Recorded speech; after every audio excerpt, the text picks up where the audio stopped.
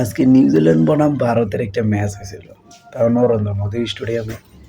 ম্যাচটা দেখে খুবই অবাক হয়ে গেলাম যে ভারতের মতন দল বলেরে যে মালতী বল একটা সিমেন্ট রাবারের একটা বল আছিল গ্রাম অঞ্চলে খেলা হতো। ওই গ্রাম অঞ্চলের বলের মতন তারা লাগাইলে ছক্কা হয়ে যেত, লাগালে বাউন্ডারি বাইরে। এখন শেষ পর্যন্ত দেখি নিউজিল্যান্ড ব্যাটিং করতে নেমে মানে তাদের বল উড়ে ছক্কা মারতে যায়, তারা আউট হয়ে যায়। স্টাম্প সারি ব্যাট খেলতে যায়, তারা বোল্ড আউট হয়ে যায়।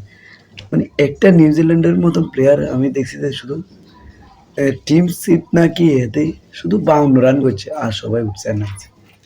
আর আপনি ইন্ডিয়ার প্লেয়ারগুলো অভিষেক শর্মা, সূর্য কুমার, ঈশান কিষান, হার্দিক পান্ডিয়া, এরপরে আরেক দুইটা প্লেয়ার আছে, মানে তারা কি মায় এক একটা ছক্কা মানে লাগাইলে ছক্কা।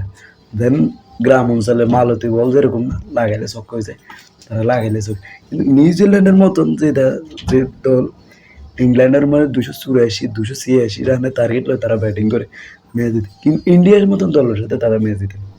ভাইয়া আপনি যেটা যে করবেন 100% তারা এই ম্যাচটা চুরি করছে। মানে এরা বিশ্বকাপ নিবার লাগে এরা চুরির জন্য সেরা। যত কিছু এখন হয় বোলিংয়ে চুরি করছে, বলের মধ্যে বল বড় দিয়ে দিয়েছে বা ওজনে দিয়ে দিয়েছে, আর না হলে দেখবেন যে স্টেডিয়ামে ক্রিজের মধ্যে চুরি করছে। না হলে এই নিউজিল্যান্ডের মতন দল কিভাবে 159 রানের টার্গেট? 254 রানের ব্যাট কিন্তু তারা ইন্ডিয়া অল উইকেট পড়েনি। এই জায়গায় দেখবেন যে নিউজিল্যান্ড অল উইকেট পড়ে গেছে, 19 ওভার রয়ে গেছে।